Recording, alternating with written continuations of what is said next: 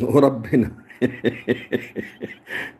مش بس على اليوتيوب، والنعمة حتى في الآخرة.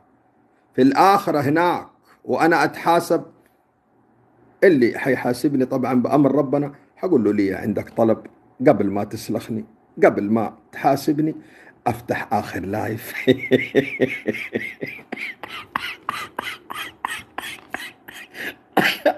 وأفشخ جدكم وبعدين كلنا نتحاسب.